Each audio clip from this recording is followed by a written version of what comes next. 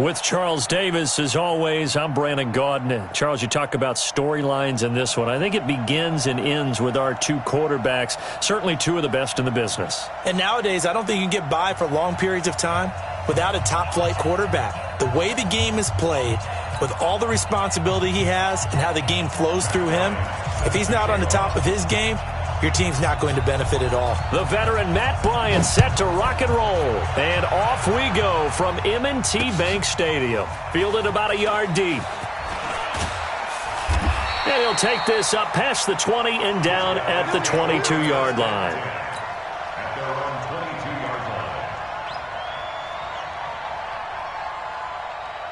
Ready? 10 logo. Check, 59. It's coming this way,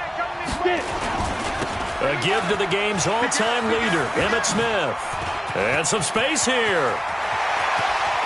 And I think he's going to go. They're not going to get him. 20. And all the way in for the touchdown. Emmitt Smith, 78 yards. And they are able to strike first here on their opening drive. Well, they said they wanted to have some explosive runs. How about that one to start the game? And I would say on the defensive sideline, there's a lot to answer for. Because you spend all week saying, stop the run. I don't care who you're playing. You don't want to get run over. You don't want to get run past. And they have both. Over-committing in the secondary, and he just went stepping past them and is still running, essentially. One play, and he hits pay dirt. And that drives coaches insane, doesn't it? When they see that happen, it just doesn't feel right, does it? Plus, you're giving up yardage. Good starting field position for them here as they come up 1st and 10 at their own 42. Jackson, that's complete to his running back, Kamara. And he's tackled a yard short of the marker. Good gain of 9 on 1st down. Everyone's got to be able to catch the football. Doesn't matter what position you play, but if you're on offense, be aware a ball may come your way. That last catch short of the marker by just a yard leaves him with a very manageable 2nd and 1.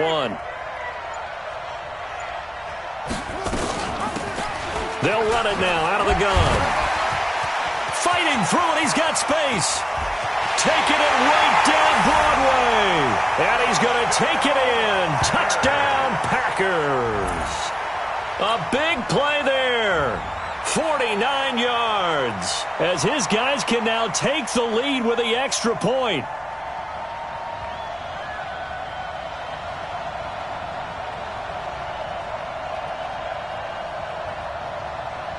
Now Matt Bryant on for the point after.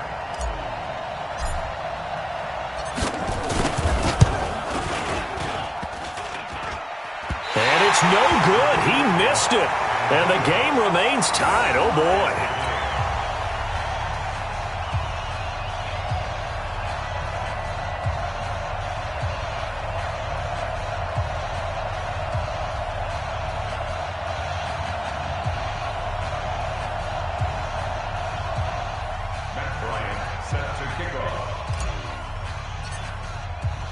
So back even at 6 apiece as the kick's away. This will be taken in at the 1. And his guys are going to start their drive right at the 20-yard line. At their own 20-yard line.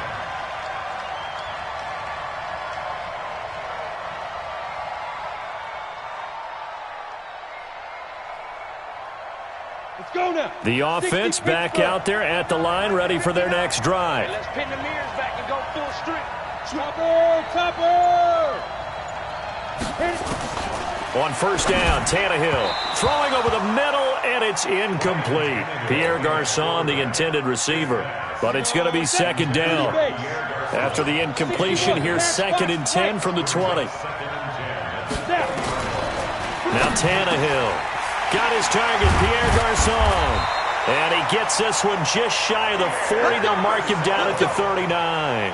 19 yards there on the catch and run. An ex-teammate used to tell me all the time, I hate experienced quarterbacks because no matter what, you really can't hide what you're doing. And I think that right there, he knew right away where the blitz was coming from, where his primary guy was going to be, and he ended up going to a secondary target for a nice game. I was just going to ask you, that wasn't the primary target. He's so good at that, isn't he? I think he knew right away that he wasn't going to get to his primary guy. I think he read that as soon as he got to the line of scrimmage, knew where the pressure was going to come from, and said, I know how to beat that, and that's what he did. On 2nd and 11 now. Tannehill. Montez Sweat coming in hard that time on the blitz, and he gets him down. It's a loss of 4. 3rd and 15 here after the 1st and 2nd down plays went in the wrong direction. Let's go, B. Let's go. Go. Let's get there. Deuce. Now a play fake, and it's Tannehill. And he's going to go down again. Montez Sweat picks up his 2nd sack of the afternoon. We've watched this a long time, and I still don't believe we get it. 3rd and long, why are you calling play action? Because they're not going to bite defensively, right? No, not at all. I did have a coach explain to me years ago that for some teams, that's how they have to deal with pass protection and their line blocking, but to me it seems silly. Yeah, well, they're silly, and it leads to a play action sack.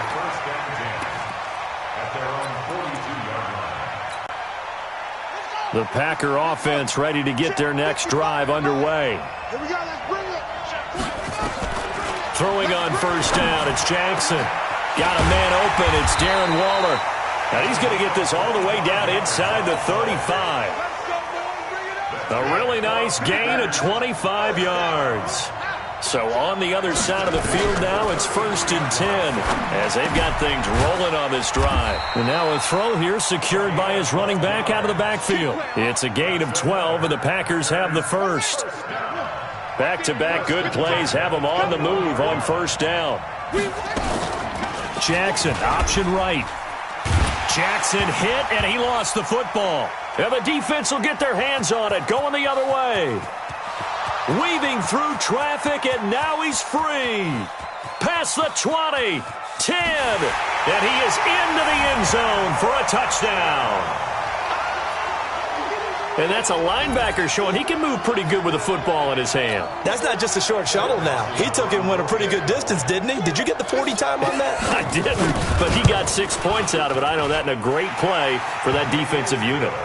Dawson tacks on the point after, and the decision to just kick the extra point winds up successful.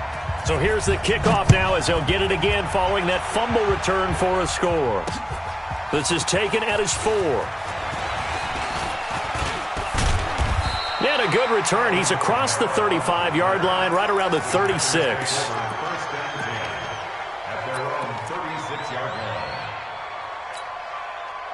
The Packer offense ready to get their next drive underway.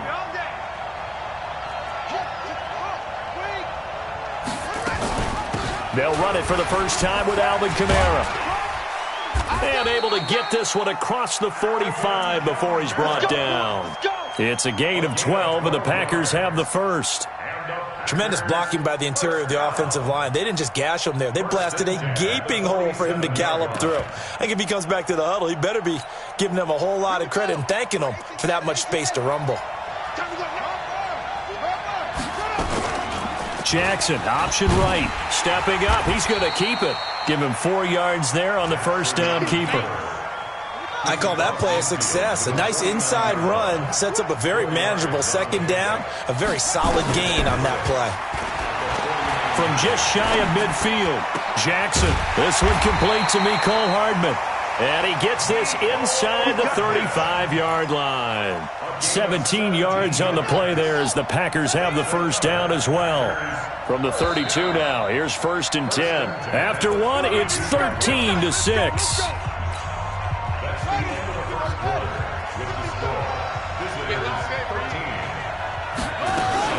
They'll run on 1st down.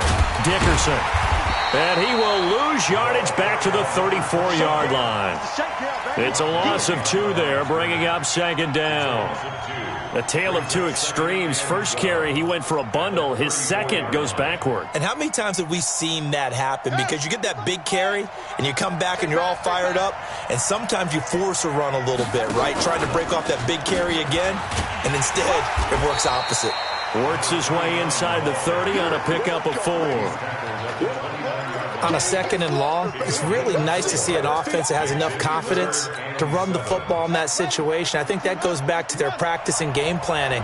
They've seen things that they've seen on tape and in previous games that led them to believe that even in a long-distance situation, they can still run the football and gain enough yardage to put themselves in a good spot on 3rd down. And they are able to stop him, but he does take it all the way to the 2. They're able to convert on 3rd down, and that sets up a 1st and goal. And that was a nice, strong run by the guy they call the field general.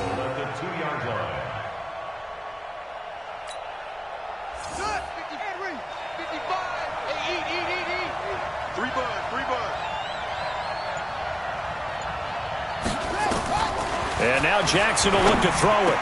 Looking end zone, but it's incomplete. Darren Waller, the intended receiver, but it'll be 2nd and goal. It's been my observation there's been a nice variety of play calling defensively. You and I often talk about an offense's ability to keep a defense off balance. Jackson hit, and he lost the football. And the defense says they have it. Yes, they've got it. We'll give some credit to the defense. They forced the big play, knocked the ball free from him, but it's a cardinal sin by the quarterback. Know where you are on the field, and he just gave up at a minimum 3 points. Instead of getting down, takes the contact. The turnover ensues. You got nothing. Shoot. He's coming. On 1st down, Dickerson. And he'll get it up to the 12-yard line here. 10 yards on the pickup there, and it'll be 2nd down. Mike is 59. Mike is 59. Here we go, D. Here I come again. Here I come again. Check out the go. On 2nd down now, Dickerson. A gain of 13. It's a 1st down.